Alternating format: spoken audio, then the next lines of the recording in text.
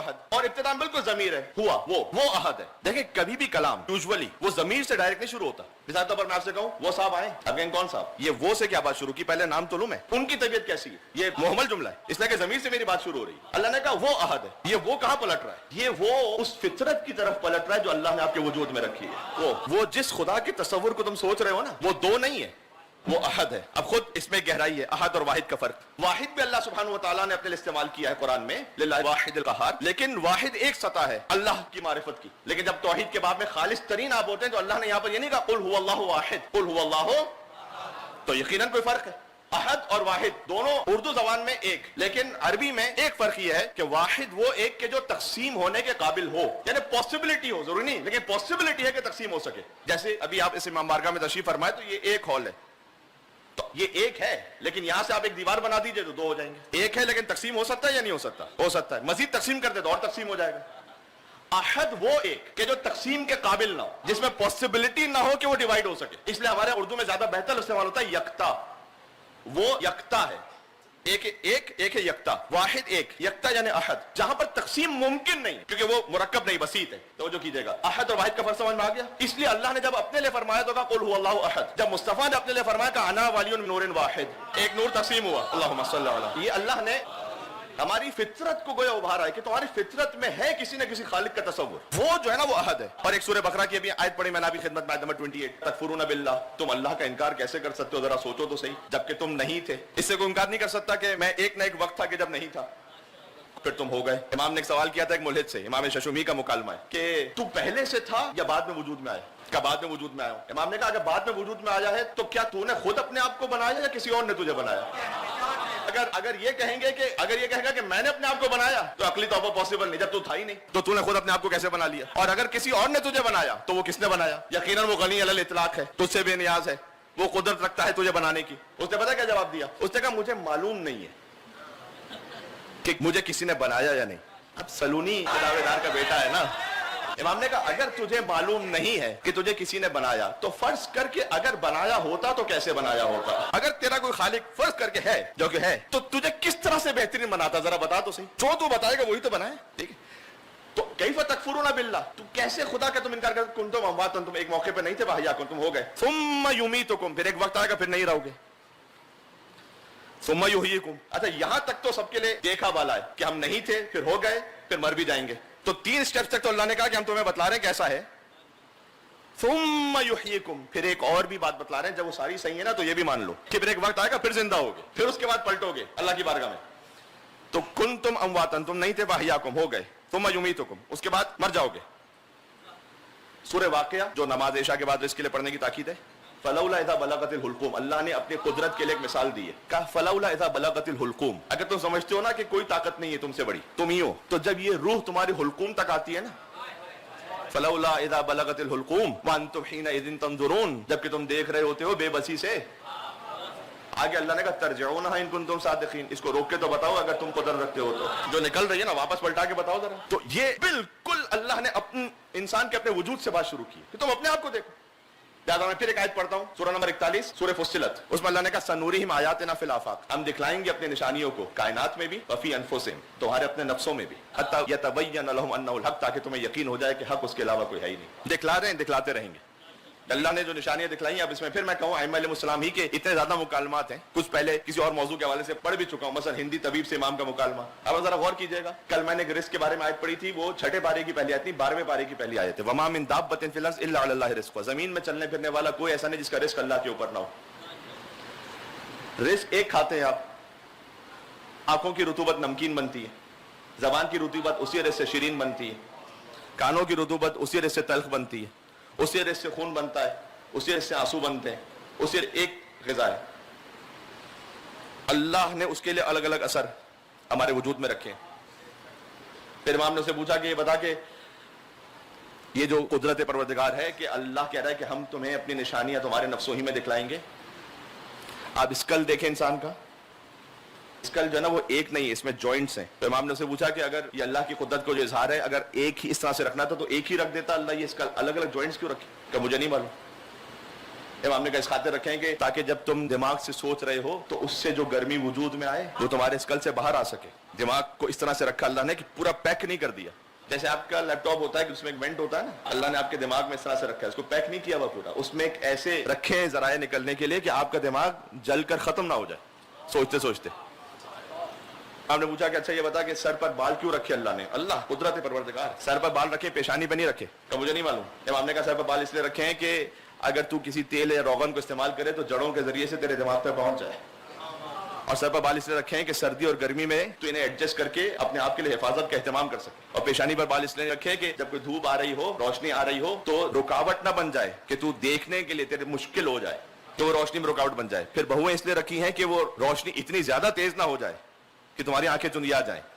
اور پھر پیشانی پر جو لائنز رکھی ہوئے ہیں وہ ہاریزونٹل رکھی ہیں, ورٹیکل نہیں رکھی, اس لیے کہ اگر یہاں سے پسینہ گرے تو یوں ہوتا ہوا یہ کبھی آئیے اعلیٰ ربکما تو کا زبان مل کے صلوات بھیجو محمد و آل محمد وجود خدا اللہم صلی علی محمد. اگر اللہ ورٹیکل رن رکھتا تو پھر جیسے پسینہ گرتا تو وہ بہتا ہوا سیدھا آنکھوں میں آتا. اور پھر اللہ نے پلکیں بھی اس لیے رکھی کہ جب روشنی آ رہی ہو تو اس میں آخر میں پھر انسان کے پاس ایک ایڈجسٹمنٹ کا موقع ہو جتنی روشنی اسے چاہیے. یہ یعنی اس پہ پورا دانت اللہ نے رکھنے تھے تو ایک ہی پیس رکھ لیتا, یہ 32 الگ الگ کیوں رکھے؟ کبھی سوچا آپ نے؟ اندر ہی رکھنا ہے نا تو ایک پیس رکھ لیں, اس لیے کہ اگر وہ کہیں سے خراب ہو جائے تو پھر وہ پورا نکالنا پڑے گا. اب یہ ہے کہ 32 ہے تو جہاں سے اس میں نقص ہے تو وہ ایک نکال لیجئے, باقی تو ٹھیک ہے. اللہ سبحانہ و تعالیٰ نے اس کے بعد ہاتھوں کس طرح سے بنایا, پور کس طرح سے رکھے, اس میں دعائے عرفہ بھی ہے تفصیل کے ساتھ.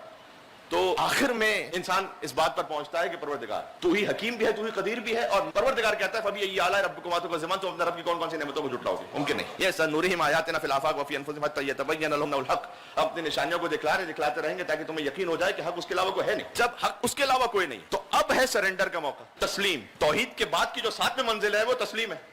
یاد رکھیے گا اللہ نے اس کائنات کا پہلا امتحان عبادت پر نہیں لیا, سرنڈر پر لیا. بات پہنچ رہی ہے؟ میں نے کیا کہا؟ ایک صلوات بھیجے گا میں اور وضاحت کرتا ہوں اس کی محمد و آل محمد. پہلا امتحان کس کا؟ ابلیس کا ہے نا. تو 6000 سال تو عبادت آلریڈی کر چکا ہے. عبادت میں ظاہری طور پر کمی تھوڑی ہے. اللہ کہہ رہا ہے میں تسلیم چاہتا ہوں. اللہ نے ورشپ پہ امتحان نہیں لیا, سبمیشن پہ لیا. جو میں کہہ رہا ہوں, اچھا ابلیس نے سجدہ نہیں کیا, جانتے ہیں آپ قرآن میں واقعہ موجود ہے, میں تو ایک نتیجہ دے کر آگے بڑھا ہوں. ابلیس نے سجدہ نہیں کی, میں کہوں گا پروردگار ایک سجدہ نہیں کیا تو اتنا سادہ الفاظ میں کہو تو اتنا بڑا معاملہ بنانے کی ضرورت کیا ہے؟ ہم آپس میں کیا کہتے ہیں بھائی یار اس نے اتنا تمہاری خدمت کی, اب ایک بات نہیں مانی تو کیا ضرورت ہے اتنا لڑنے کی. اللہ جس نے 6500 سال تک سجدے کیے, ایک نہیں کیا تو اتنا بے پر رہا, اگنور کر کے آگے. سادہ الفاظ میں کہہ رہا ہوں تاکہ بچے سمجھ جائیں. نہ اللہ کا گویا جواب یہ ہے کہ ہے بھی پہلی خلافت اور انکار بھی پہلا ہے. اللہم صلی علی, پہلی خلافت ہے, پہلا انکار ہے. اگر پہلے انکار پر چھوڑ دیا, بعد میں بہت سو کی عادت ہو جائے گی کہ نمازیں تو پڑھتے رہو, روزے تو رکھتے رہو, ظاہر میں مصطفیٰ کے ساتھ بھی رہو, علی کی خلافت کا انکار کر دو. اللہ نے کہا نہیں, جو پہلی خلافت کا انکار کرے گا اسے شیطان بناؤں گا تاکہ یہ پریسیڈنٹ سیٹ ہو جائے کہ جو خلیفت اللہ کا انکار کرے گا وہ انسان تو نہیں ہو سکتا, شیطان ہو جائے تو الگ بات ہے. اس لیے کہ جس وجہ سے کہا گیا تھا ابلیس کو بھی اور ملائکہ کو بھی کہ سجدہ کرو, وہ تو نور محمد آل محمد تھا کہ جو آدم علیہ السلام میں اللہ نے رکھا تھا. مولا علی علیہ السلام کے حرم میں جو لکھا ہوا ہے اوپر شعر, وہ بھی لکھا ہوا ہے لو لم یکن فی صلب آدم نورہ لما قیل قدما للملائکۃ اسجدوا. علی اگر آپ کا نور نہ ہوتا نا آدم میں تو ملائکہ کو نہیں کہا جاتا کہ آدم کو سجدہ کرو. اور لولاہ, اور اگر آپ نہ ہوتے تو ما قلت ولا قال قائل, نہ میں کہنے والا ہوتا نہ کوئی اور کہنے والا ہوتا. لمالک یوم الدین ایاک نعبد, ایاک نعبد کہنے والا ہی کوئی نہ ہوتا اگر وجود علی ابن ابی طالب نہ ہوتا, جس کو فارسی زبان میں کہا گیا کہ تا صورت پیوند جہان بود علی بود, تا نقش زمین بود و زمان بود علی بود, و مسجود ملائک شد آدم سے علی شد, آدم تو یہ کہ قبلے و مقصود علی بود. جی مسجود ملائک, آدم کے سامنے جو ملائکہ کو سجدہ کروایا گیا, مسجود آدم تو فقط قبلہ تھے, مقصود علی ابن ابی طالب تھے. تو یہاں جو پہلا امتحان ہے وہ سبمیشن پر ہے. ظاہر میں دیکھیں, اس کی لاجک سے دیکھیں. ابھی دیکھیں میں دوبارہ سے, کبھی کبھی آپ کو جب آپ توحید پہ بات کر رہے ہوتے ہیں یا اصول دین پر, تو آپ کو for the sake of argument ایک سٹیپ پیچھے ہٹ کے بات کرنی پڑتی ہے. میں دوبارہ سے پھر اس for the sake of argument بات کر رہا ہوں کہ فرض کیجئے ابھی ہم دیکھیں کہ شیطان بات کر رہا ہے, ظاہر میں لاجیکل لگ رہی ہے کہ ہم عبادت کر رہے ہیں تیری ہزاروں سال سے, یہ بنایا ابھی تو نے بنایا, اور کہہ رہے ہیں کہ ہم جو ہزاروں سال پرانے ہیں وہ جھک جائیں اس کے سامنے. علی کے لیے بھی کہا جاتا تھا کہ علی تو ابھی جوان ہے اور پرانے تھے. جی جبکہ جب حضور نے فرمایا تھا کنت نبیًا وآدم بین الماء والطین, آدم اس وقت جب بنے نہیں تھے, پانی اور مٹی کے درمیان تھے تو میں نبی تھا. اور اسی وقت میرے مولا نے فرمایا کنت ولیًا وآدم بین الماء والطین, میں اس وقت بھی ولی تھا کہ جب آدم بنے نہیں تھے, پانی اور مٹی کے درمیان تھے. لیکن ابلیس جو کہہ رہا ہے کہ ہم کیوں جھکے, اس لیے کہ ہم تو پرانے, یہ ابھی اس نے کوئی عبادت نہیں کی ہوئی. اللہ نے کہا کہ یہاں میں تیری عبادت سے امتحان نہیں لے رہا, मेरे कहने पर तस्लीम हो या नहीं, इम्तिहान इसका है। वहां से बात आगे बढ़ाइए। अब आपके सामने तौहीद का जो अगला स्टेप है बहुत इंपॉर्टेंट है कि जब कहीं कोई हुक्म शरी मेरे सामने आए और मुझे ये यकीन है कि हाँ ये खुदा का हुक्म है, तो तस्लीम कितनी है? इफ्स बट्स, क्यों, ऐसे क्यों नहीं, वैसे क्यों। अब ये फिर मुकालमा है सादिक आले मोहम्मद का एक उनके साथ के जो खुद अपने आप की इमामत के दावेदार थे उनके जमाने में, और उन्होंने 40 सवाल तैयार किए थे। और इमाम से जब उनकी गुफ्तगू हुई कि अल्लाह ने ज़बीहे को हलाल क्यों रखा है, मुर्दार को हराम क्यों रखा है, अगर आप समझने के लिए पूछे तो उसमें हरज नहीं होता, लेकिन अगर इस खातिर हो कि मैं इतराज करूंगा और नहीं मानूंगा, सवाल वहां पर है। इमाम ने कहा इसलिए कि अल्लाह की भेजी हुई शरीयत है, ज़बीहे को इसलिए अल्लाह ने हलाल रखा है कि उसमें फाजिल खून निकल जाता है, मुर्दार में रह जाता है, इसलिए ज़बीहा हलाल है, मुर्दार हराम है। तो कहा अल्लाह खून को ही हलाल कर देता। इमाम ने कहा अल्लाह खून को हलाल कर देता और खून इस्तेफादा कर रहे होते तो हमारे बदन में बदबू पैदा होती। और अगर एक तो ये इसका जाहिरी रीजन है, दूसरा ये कि जज़ाम और बर्स के मरज में मुब्तला होते, तीसरा ये कि अगर खून इस्तेमाल करते तो दिल की शकावत पैदा होती। ये बात नहीं वजह है। कभी पता कैसे चलेगा कि ज़बीहा क्या है, मुर्दार क्या है? सामने का गोश्त को आंख पर रखो, सुकड़ जाए तो ज़बीहा, फैल जाए तो मुर्दार है। अच्छा को अल्लाह को अगर इतनी अपनी इताअत करवानी थी ऐसे, तो जब हम नमाज पढ़ते तो नमाज भी अपनी जबान में रख देता, जरूरत क्या अरबी में पढ़ने की। हर एक अपनी अपनी जबान में पढ़ता तो उसको समझ में तो आता कि क्या कह रहे हैं। इमाम ने कहा अल्लाह ने जबान को अरबी जबान में खास रखकर नमाज को तहरीफ से महफूज रखा है। बहुत गौर कीजिएगा। आप सोचिएगा कि अगर हर इंसान अपने तर्जुमे के साथ नमाज पढ़ता रहे तो 10,000 किस्म की नमाजें होंगी। ये मैं इसलिए कह रहा हूँ, थोड़ा सा अगर आप इंटरनेशनली भी देखें तो ऐसी तहरीकें मुसलमानों में है। मैंने खुद YouTube पे वीडियोस देखी है नमाज को अंग्रेजी में पढ़ते हुए कि भाई हम तो अंग्रेजी समझते हैं, अरबी में क्यों पढ़ें। अच्छा, वो इंसान कौमी तराना उसी तरह से पढ़ेगा कि जैसे बताया है, वो भी तो बहुत सौ को समझ में नहीं आ रहा, तो अपना बना लीजिए कोई। नहीं, वो तो वैसे ही पढ़ना है। हम कभी कभार अल्लाह पर इतना तवक्कुल करने को भी तैयार नहीं होते जितना अपने डॉक्टर पे कर रहे होते। डॉक्टर ये कह देता ना कि खाने से पहले आपने 2 गोलियां लेनी हो, खाने के बाद ये लेनी है, तो मैं ये नहीं कहता कि ये वाली पहले ले लूं, वाली बाद में ले लूं। कम से कम इतना तवक्कुल तो रखें। उसके बाद एक तवक्कुल की और मंजिल है, कम से कम इतना तवक्कुल तो हो कि जो एक शीरखार बच्चा अपने माँ पर तवक्कुल करता है, उसको कोई फिक्र नहीं होती, माँ की गोद में है, मेरी हिफाजत भी माँ करेगी, मेरी खुराक का भी इंतजाम करेगी, वो ये दुश्मनों से बचाएगी भी मेरी माँ। उसको अपना कोई होश नहीं है, बस माँ के पास से मुतमईन है। इतना तवक्कुल है अल्लाह के पास या नहीं? फिर उसके बाद एक और मंजिल है, तो जो है आप क्या साथ चल रहे हैं मेरे? उसके बाद एक और मंजिल है, फरमाया एक तवक्कुल की और आली तरीन कैफियत है कि जो मैयत गस्साल के हाथों में, वो जो छोटा बच्चा है वो माँ के वजूद में थोड़ा खुद तो हिलता है ना, मैयत तो कुछ हिलती नहीं, जब गस्साल हिला दे तो हिलेगी, वरना नहीं। जो उस मंजिल पर है ना कि जिसका अपना पूरा वजूद फना है ज़ाते परवरदिगार में, उसको कहते हैं वजहुल्लाह, यदुल्लाह, ऐनुल्लाह। नहीं आ रही तो हम अंग्रेजी में पढ़ें। देखें, इसमें जरूर है कि आप नमाज का तर्जुमा एक दफा उर्दू या अंग्रेजी में पढ़ें, 2-4 मरतबा पढ़ें ताकि आपको पता चले कि आप क्या कह रहे हैं, लेकिन आप उस डेकोरम को चेंज नहीं कर सकते कि आपने अल्लाहु अकबर कहना है, फिर उसके बाद बिस्मिल्लाह रहमान रहीम कहना है, अल्हम्दुलिल्लाह रब्बिल आलमीन कहना है। अगर ऐसे ही होगा, इमाम ने कहा, तो नमाज तहरीफ हो जाएगी। और यही मामला है। बाद लोग सवाल करते हैं कि मौलाना साहब दुआए कुमैल शब जुमा उर्दू में पढ़ लें। जी पढ़ लीजिए आप 2-4 मरतबा 10 दफा, ताकि आपको पता चले कि आप कह क्या रहे हैं, लेकिन आप उस अरबी को नहीं छोड़ सकते जो कलाम है अमीरुल मोमिनीन। इसलिए कि अगर आपने इस जनरेशन ने कहा कि नहीं हम फकत तर्जुमा पढ़ेंगे, तो फिर अगली जनरेशन उसमें तर्जुमा थोड़ा सा बदलता है जमाने के हिसाब से। 50-60 साल बाद, 100 साल बाद वो जो दुआ है ना, वो कहीं किसी सोर्स बुक में पड़ी रह जाएगी, पता किसी को नहीं होगा कि जनाब अमीर ने फरमाया था कि अल्लाहुम्मा ग़फ़िर लिज़ुनूबिल्लती तहतिकुल इसम, अल्लाहुम्मा ग़फ़िर लिज़ुनूबिल्लती तुनज़िलुन निक़म, अल्लाहुम्मा ग़फ़िर लिज़ुनूबिल्लती तुग़य्यिरुन निअम, अल्लाहुम्मा ग़फ़िर लिज़ुनूबिल्लती तहबिसुद दुआ, अल्लाहुम्मा ग़फ़िर लिज़ुनूबिल्लती तुनज़िलुल बला, अल्लाहुम्मा ग़फ़िर लिज़ुनूबिल्लती तक़तउर रजा। पता किसी को नहीं होगा कि मौला ने फरमाया कि या सरीअर रज़ा इग़फ़िर लिमन ला यमलिकु इल्ला दुआ व इन्नका फ़अालुल लिमा तशा या मन इस्मुहु दवा व ज़िक्रुहु शिफ़ा व ताअतुहु ग़िना। ये आज क्यों जुमले नो के ज़बान है? इसलिए कि आप उसको साथ में अरबी में पढ़ रहे हैं, वरना तहरीफ हो जाएगी। फिर जो तर्जुमा होगा, तो मौला ने कहा कि देखो नमाज को इसलिए अल्लाह ने रखा है खास तरीके से कि वो जैसे अल्लाह ने बतलाया वैसे जारी रहे। अच्छा, मैं एक नतीजे में पहुंचाऊंगा। कहा कि अच्छा अगर ऐसा ही है तो ठीक है, हम अरबी में तो पढ़ लें, लेकिन अल्लाह तो हर जगह है ना। खुद अल्लाह ने कुरान में कहा फ़इन्नमा तुवल्लू थम्मा वजहुल्लाह, अल्लाह तो हर जगह है। अगर इसका जो प्रॉपर तर्जुमा इस आयत का वो ये है कि जहां कहीं रुख कर लो तो तुम वजहुल्लाह को पाओगे। अइन्नमा तुवल्लू फथम्मा वजहुल्लाह, तो अल्लाह अगर हर जगह है तो फिर अल्लाह कहता कहीं पे भी नमाज पढ़ लो, इबादत ही करवानी है ना। इमाम ने कहा अल्लाह ने खास तरफ रुक करके नमाज पढ़वा कर पूरी उम्मत को नज़्म व ज़ब्त के लिए आमादा रखा है, वरना यहाँ पर 50 डायरेक्शंस में लोग नमाज पढ़ रहे हो, हर जगह अल्लाह है, यानी सब एक तरफ रुक करें, ये नज़्म व ज़ब्त है। तो उन्होंने सामने पलट कर सवाल किया, आप समझ रहे हैं कि कौन सवाल कर रहे हैं? ये सादिक आले मोहम्मद से, जो खुद अपनी फिक्र की इमामत के दावेदार हैं, वो पूछ रहे हैं। वो सारी उम्मत के इमाम है लेकिन मेरे इमाम के गुलाम है। अगर अल्लाह को इतना नज़्म व ज़ब्त करवाना था कि खास रुख पे अल्लाह नमाज पढ़वा रहा है, तो फिर मौत का भी नज़्म व ज़ब्त कर लेता, एक ही वक्त पे सबको मौत आती, 60 साल में मसलन फिक्स कर लेता। ایک سسٹم بن جاتا ہے کہ بھائی 60 سال میں موت آئے گی. یہ کیا کہ کسی کو کبھی موت آ رہی, کسی کو کبھی موت آ رہی, کوئی بچپنے میں مر رہا ہے, کوئی جوانی میں مر رہا ہے, کوئی بڑھاپے میں مر رہا ہے, کوئی 80 سال تک بھی زندہ ہے. یہ کیا ہے؟ امام نے کہا اگر اللہ ایک وقت موت کا معین کر دیتا تو تم توبہ کرنے میں اتنی سستی کرتے کہ اس سے پہلے توبہ ہی نہیں کرتے کہ جب تک کہ وقت موت نہ آ جائے, کیونکہ تمہیں پتا ہوتا کہ مرنا تو 60 سال میں ہی ہے. تو مثال کے طور پر 59 ایئرز اور 6 منتھ یا 7-8 منتھ ویسے گزار لو, آخر میں دیکھ لیں گے. اللہ نے کہا نہیں, ہر وقت آمادہ رہو کہ کبھی بھی اللہ کی بارگاہ میں حاضری ہو سکتی ہے. لہذا جوانی ہے تب بھی اپنے آپ کو بچا کے رکھو, ادھیڑ عمر ہے تب بھی اپنے آپ کو بچا کے رکھو, کوئی غلطی ہو گئی تو فوراً توبہ کر لو. اچھا اگر پھر ایسا ہے تو پھر مرنے کے بعد جو حساب کتاب ہونا ہے, تو یہ کون سا میزان ہے کہ جس پر کوئی اعمال تولے جائیں گے؟ کون سا ترازو ایسا بنایا ہوا اللہ نے کہ جس پر اعمال تولے جائیں گے؟ امام نے کہا ہماری ولایت کے میزان پہ تولے جائیں گے, ہماری ولایت کے میزان پر. اگر ہماری ولایت ہوگی وہ میزان ہے تو قبول ہو جائیں گے, ولایت نہیں ہوگی رد ہو جائیں گے. پھر امام نے اس کو فرمایا کہ اگر کوئی عمر نوح بھی پالے, نوح علیہ السلام کی ایج, اور اگر 1000 سال تک روزہ رکھتا رہے, اور 1000 سال تک نماز پڑھتا رہے, اور 1000 مرتبہ حج کر لے, اور 1000 مرتبہ کوہ صفا اور مروہ کے درمیان صحیح کر لے, اور 1000 مرتبہ سونا اور چاندی خیرات میں دے دے, لیکن ہماری ولایت نہ رکھتا ہو تو لم یشم رائحۃ الجنت, جنت تو دور کی بات جنت کی خوشبو بھی نہیں سن سکتا. میزان ہمارے کیجیے گا, بہت توجہ کیجیے گا. جی ساتھ چلیے گا. میرے سارے سوال, اب 40 سوال میں نے سارے تو نہیں پڑھنے, لیکن کسی حد تک میں نے پڑھ دیے. اگر اس نے پوچھا کہ اگر آپ کی ولایت کے میزان پہ تولے جائیں گے تو پھر یہ بتلا دیجئے کہ کیا بات ہے آپ کے خاندان میں, کیوں اتنا ناز ہے آپ کو؟ حاصل کلام یہ جملہ ہے, اور اگر یہ پہنچ گیا تو مجلس پوری وصول ہے آج کی, کہ آپ کو ناز کیا ہے اپنے خاندان پر. تو امام دیکھیں آیت تطہیر بھی پڑھ سکتے تھے کہ ہمارے لیے نازل ہوئی, آیت مباہلہ پڑھ سکتے تھے ہمارے لیے نازل ہوا, سورہ دہر پڑھ سکتے تھے ہمارے لیے نازل ہوا, سورہ کوثر پڑھ سکتے تھے ہمارے لیے نازل ہوا. امام نے کچھ نہیں کہا, صرف ایک, وہ بھی لاجیکل جواب, کہ آپ کو ناز کیا ہے آپ کے خاندان پر. کہ یہی ناز کم ہے کہ ہم کسی اور کے خاندان میں شامل نہیں ہونا چاہتے, لوگ ہمارے خاندان میں شامل ہونا. صلوات بھی یہاں سے ماتا کہ کربلائی صلوات بھیجیں محمد. کیا یہی ناز کم ہے, ہم کسی کے خاندان میں شامل نہیں ہونا چاہتے؟ یار کاش صدر اسلام آپ کو سمجھ میں آ جائے, لوگ ہمارے خاندان میں شامل ہونا چاہتے ہیں. بس اس سے زیادہ تو میں کہہ بھی نہیں سکتا کچھ.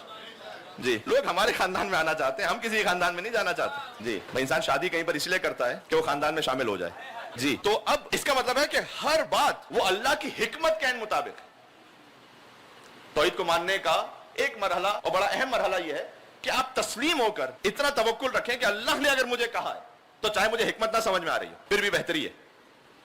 جیسے میں نے کہا ڈاکٹر پہ توکل, اسی خاطر جو کل آیت پڑھی تھی اور اس کے لیے ایک عمل بھی بتلا دوں, بہت مجرب عمل ہے اور امام سے صادر شدہ ہے.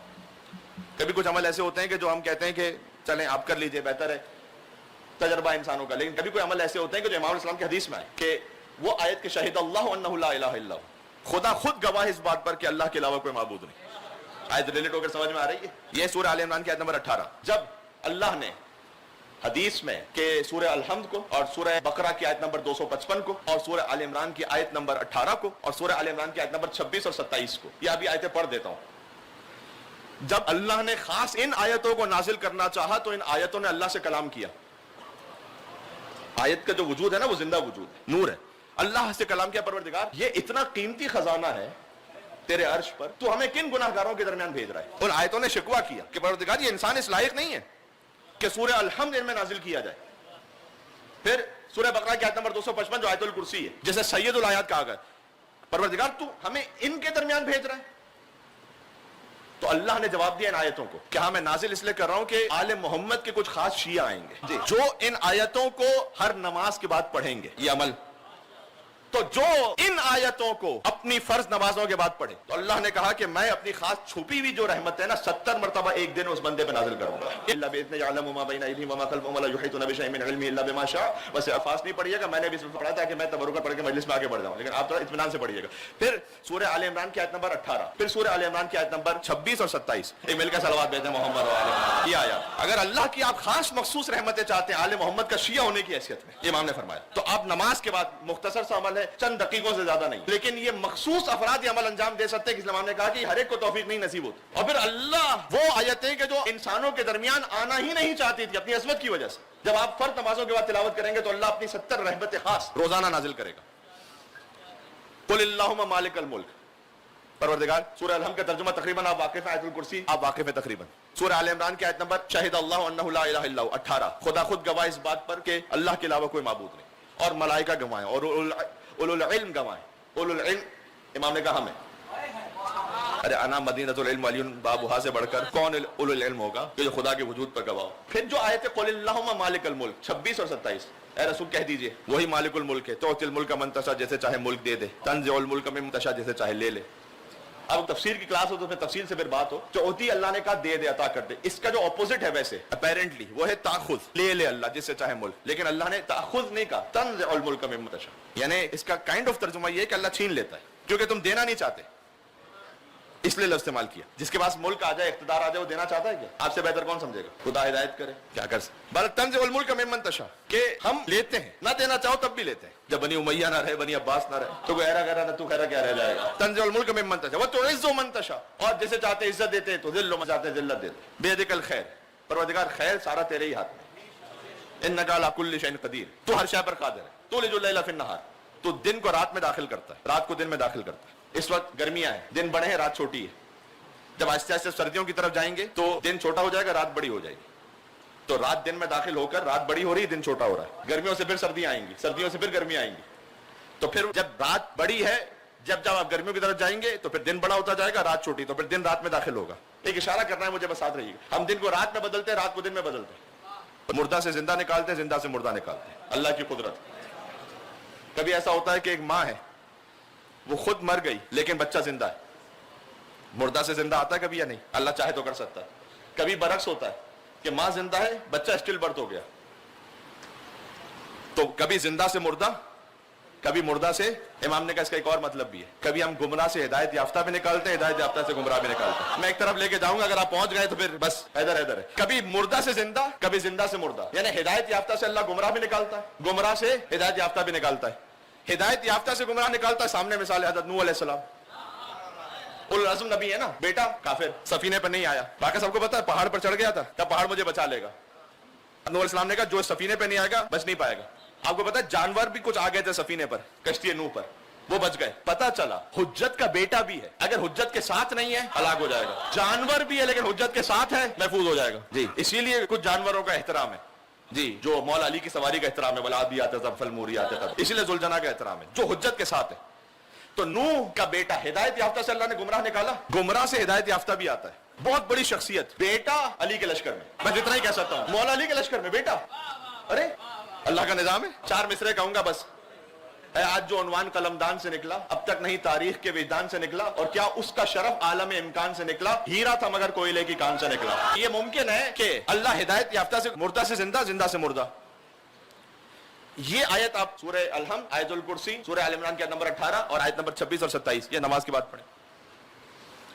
یہ خود توحید پروردگار کے لیے ہم جن مراحل سے گزرے, اس میں ایک اہم ترین مرحلہ یہ ہے کہ پھر سبمیشن. اور اسی سبمیشن میں آخری جملہ کہہ کے بس مسائل پہ جا رہا ہوں آج کے تک, کل یہیں سے بیان شروع ہوگا. جب آپ خدا کے وجود پر قائل ہو چکے, یقین ہو چکا, تو اب میرا اختیار ہے میرے عمل پر یا خدا کا اختیار ہے؟ خدا نے مجھے کوئی چوائس دی ہے یا نہیں دی؟ بڑی دقیق بحث ہے, لیکن میں چاہتا ہوں بڑے سادہ الفاظ میں.